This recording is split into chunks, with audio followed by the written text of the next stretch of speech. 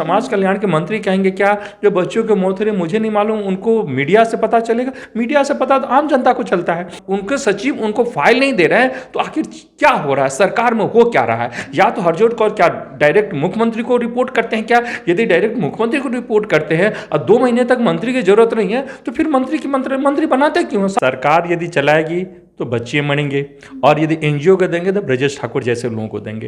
आप ये मानते हैं संतोष जी कि बिहार में अफसरशाही हावी हो रही है? अफसरशाही नहीं, अफसर के अलावा कुछ है ही नहीं। आपको कौन सा लगता है जो ये पूरा के पूरा नीतीश जी के सारे आईएएस जो यूज टू हो गए हैं? खुला साण है क्या ये सारे आईएएस? ये खुला साण है जिनको कह रहे हैं मंत्री कह रहे हैं मेरा अधीन नहीं है, तो किसके वो आईएएस जो है किसके अधीन है? वो आईएएस किसके अधीन है? नहीं तो सरकार की जरूरत नहीं है, आईएएस चलाएगा। बिल्कुल जांच होनी चाहिए मिनिमम। हम तो आगे भी बढ़ेंगे इसके लिए। सरकार से हम बिल्कुल कहते हैं हाई कोर्ट के जज के निगरानी में उच्च स्तरीय जांच कराए। ये बच्चों सिर्फ यही नहीं और तमाम शेल्टर होम की जांच कराने की पूरी जरूरत है। खिचड़ी खाकर आज तक किसी की मौत हुई है?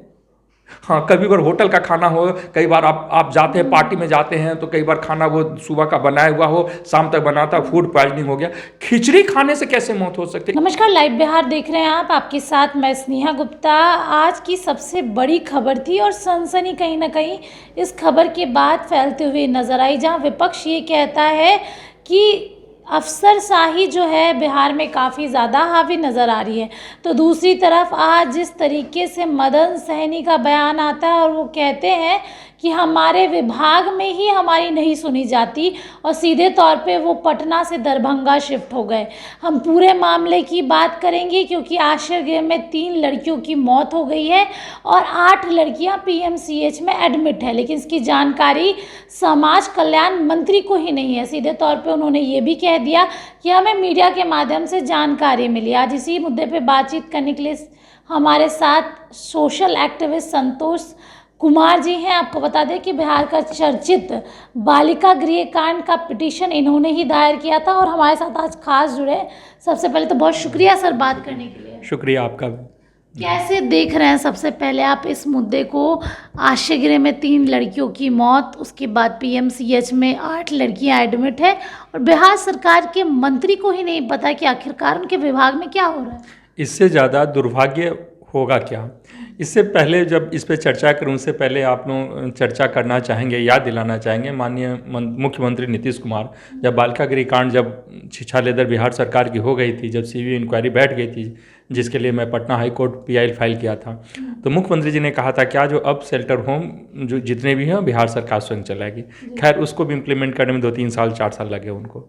उसके बाद सरकार यदि चलाएगी तो बच्चे मरेंगे और यदि एनजीओ को देंगे तो ब्रजेश ठाकुर जैसे लोगों को देंगे।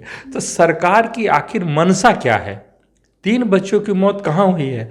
बिहार की राजधानी पटना का जो शेल्टर होम जो बिल्कुल सरकार के निगरानी में, सरकार के तमाम पदाधिकारी के निगरानी में चल रहे हैं, वहाँ 3 बच्चों की मौत कैसे हुई है और 8 बच्चियाँ अभी भी हॉस्पिटल में जीवन और मौत से जूझ रही हैं। तो आप ये लोगों को सुरक्षा जो सरकार अपने नाक तले नहीं दे रही है तो फिर और लोगों की सुरक्षा का क्या होगा? ये तो एक बात है जो कितनी खतरनाक बातें हैं। दूसरी बातें क्या है, सरकार लगता है सरकार इनके जो प्रशासन है वो सरकार के अधीन नहीं है। सरकार कहाँ है? अभी समाज कल्याण के मंत्री आप ही ने कहा, तो समाज कल्याण के मंत्री कहेंगे क्या जो बच्चों की मौत हो रही मुझे नहीं मालूम, उनको मीडिया से पता चलेगा? मीडिया से पता तो आम जनता को चलता है। मंत्री को तो जैसी दुर्घटना होती है तो उनको तब सबसे पहले बताया जाता है, वो कहते हैं मुझे पता नहीं। दूसरी बात उससे भी खतरनाक बात यह है जो मंत्री कह रहे हैं क्या जो हमें जो सचिव हैं हरजोत कौर हैं वो आईएएस सीनियर आईएएस है। हरजोत कौर कोई यंग नए आईएएस नहीं है, बहुत सीनियर आईएएस हैं वो उनको फाइल 2 महीना से नहीं दे रहे। तो ये बताइए 2 महीना से या तो कोई काम नहीं हो रहा है या तो बिहार में मंत्री की जरूरत नहीं है और नहीं तो फिर उनके सचिव उनको फाइल नहीं दे रहे हैं। तो आखिर क्या हो रहा है, सरकार में हो क्या रहा है? या तो हरजोत कौर क्या डायरेक्ट मुख्यमंत्री को रिपोर्ट करते हैं क्या? यदि डायरेक्ट मुख्यमंत्री को रिपोर्ट करते हैं और 2 महीने तक मंत्री की जरूरत नहीं है तो फिर मंत्री की मंत्री बनाते क्यों? सारे मंत्री के खुद हो मुख्यमंत्री हो जाए, सारे मंत्री को वो उनके अंदर हो, और नहीं तो फिर इससे ज्यादा दुर्भाग्य की बातें तो और कुछ हो नहीं सकती है। और आईएएस मुझे लगता है नीतीश जी के कंट्रोल के बाहर चला गया। नीतीश जी के या तो सरकार के कंट्रोल के बाहर है मुख्यमंत्री के भी बाहर है, मंत्री के बाहर है। इससे पहले भी आपको मालूम होगा के पाठक थे, उससे पहले भी 2 महीने तक मंत्री के सचिव को नहीं जाने दिया जाता था सचिवालय में। तो अब ये और भी कुछ चाहिए क्या जो सरकार को? इससे ज़्यादा मैंने दुर्भाग्यपूर्ण बात कहें, इससे ज़्यादा अनफॉर्चुनेट कहें, इससे ज़्यादा तो लगता है कोई सरकार ही नहीं है। क्या आप ये मानते हैं संतोष जी कि बिहार में अफसरशाही हावी हो रही है? अफसरशाही नहीं, अफसर के अलावा कुछ है ही नहीं। आपको कौन सा लगता है जो ये पूरा के पूरा नीतीश जी के सारे आईएएस जो यूज टू हो गए हैं, ये यूज टू, उनको मालूम है कुछ नहीं। या तो नीतीश जी की इतनी सारी कमियां हैं जो सारे आईएएस जानते हैं, इस पर कोई कार्रवाई करने में सक्षम नहीं पा रहे। आपने कौन सी कार्रवाई देखा है जो बिहार सरकार ने किया है किसी आईएएस पे?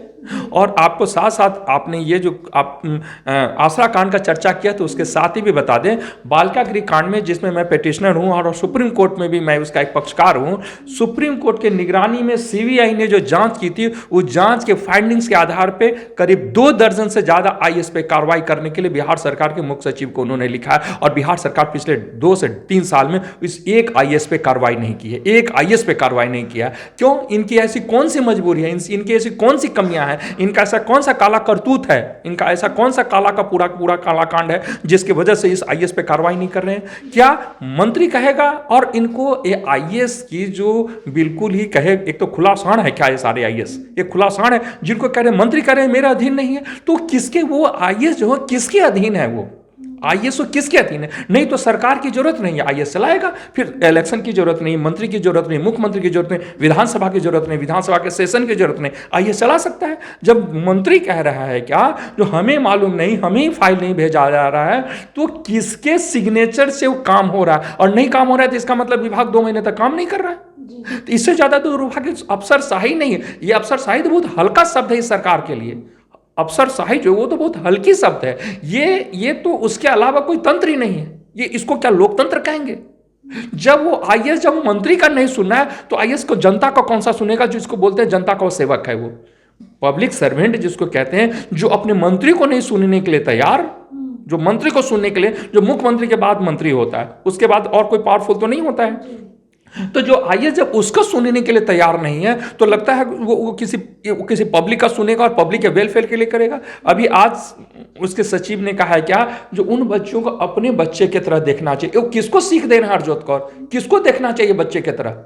हरजोत कौर जी ने कहा है क्या जो उन जो आसरा गृह के बच्चों को विभाग को अपने बच्चे की तरह देख, ये किसको सीख दे रहे हैं? वो उस विभाग का जो सचिव है, वो सचिव है, ये किसको बता रहे हैं? और क्या यदि वो बच्चों की तरह देखना चाहिए तो क्या हरजोत कौर उसी अपने बच्चों की तरह देख रहा है जो 3 बच्चों की मौत हो गई है? इसकी जांच तो होनी ही चाहिए, बिल्कुल जांच होनी चाहिए मिनिमम। हम तो आगे भी बढ़ेंगे इसके लिए। सरकार से हम बिल्कुल कहते हैं हाई कोर्ट के जज के निगरानी में उच्च स्तरीय जांच कराए। ये बच्चों सिर्फ यही नहीं और तमाम शेल्टर होम की जांच कराने की पूरी जरूरत है, फिर उसकी सोशल ऑडिट कराने की जरूरत है, उसकी ऑडिट कराने की जरूरत है जो आखिर हो क्या रहा है। बच्चों की मौत हो जाना, वो भी एक बच्चे को नहीं, और भी खाना खाने से, वो खाना कौन सा, वो भी बोले खिचड़ी खाकर आज तक किसी की मौत हुई है? हाँ, कभी बार होटल का खाना हो, कई बार आप जाते हैं पार्टी में जाते हैं तो कई बार खाना वो सुबह का बनाया हुआ हो, शाम तक बनाता, फूड पॉइजनिंग हो गया। खिचड़ी खाने से कैसे मौत हो सकती है? इससे सस्ता भोजन, इससे और बढ़िया भोजन नहीं है। मैं तो ही मानता हूँ कि गरीब के लिए यदि भोजन सस्ता है, लेकिन सबसे बढ़िया भोजन चावल दाल यदि सिर्फ दे दिया जाए, इससे सस्ता कुछ नहीं होगा। और आप जाकर के ऑडिट ज़्यादा कराएं तो एक बच्चों पे खाना पे क्या खर्च होता है वो सारा देखेंगे तो वो अलग है। वो ये जो घपला निकलेगा, घोटाला निकलेगा, वो तो आपको बिल्कुल भीष्मासुर की तरह निकल जाएगा। लेकिन ये भोजन से जो मौत होना, ये तो अपने आप में बड़ा। तो हम तो सरकार से सीधा का सीधा मांग करते हैं जो पटना हाई कोर्ट के जज के निगरानी में उच्च स्तरीय इसकी जांच होनी चाहिए, ना सिर्फ इस शेल्टर होम की, तमाम शेल्टर होम की जांच होनी चाहिए। और पुनः इसका एक बार सोशल ऑडिट होना चाहिए। सोशल ऑडिट से ही निकला था, टिस ने सोशल ऑडिट किया था, उसी से निकला था जो तमाम तरह के शेल्टर होम, 17 शेल्टर में ग्रेव कंसर्न निकला था, जिसमें मुजफ्फरपुर और उसके बाद भी और 16 शेल्टर होम पे निकला था, जिसमें सुप्रीम कोर्ट ने सीबीआई इंक्वायरी करवाई थी। जी, तो चलिए देखिए, सीधे तौर पे जो माहौल है इन दिनों बिहार में, आप देख सकते हैं कि अफसरशाही किस तरीके से हावी होती हुई नज़र आ रही है। जहां मंत्री जी खुद ये कह रहे हैं कि 2 महीना से हमें कुछ मिला ही नहीं, हमारे विभाग में क्या हो रहा है हमें ये पता ही नहीं है। तो दूसरी तरफ 3 लड़कियों की मौत, 8 लड़कियां पीएमसीएच में एडमिट। आखिरकार क्या हो रहा है बिहार में? और संतोष जी और ऐसे कई लोगों का ये सवाल है कि इन सारी चीज़ों की जाँच होनी चाहिए। बिना जाँच के ये पता नहीं चलेगा कि आखिरकार क्या हो रहा है। और सरकार जहां ये कहती है कि हम इन बच्चियों को अपनी बच्चियों जैसा मानते हैं, तो आखिरकार हो क्या रहा है इस विभाग में भी, और क्या सच में मुख्यमंत्री नीतीश कुमार और उनके मंत्रियों पर अफसरशाही जो है हावी होते हुए नजर आ रही है। क्योंकि अक्सर ही हमने मुख्यमंत्री नीतीश कुमार को कई जो अफसर है उसके आगे हाथ जोड़ते हुए दिखाई दिए हैं। इसके साथ अब क्या कुछ होता है बिहार की राजनीति में देखना लाजमी रहेगा। आप बने रहे हमारे साथ, तब तक के लिए बहुत बहुत शुक्रिया।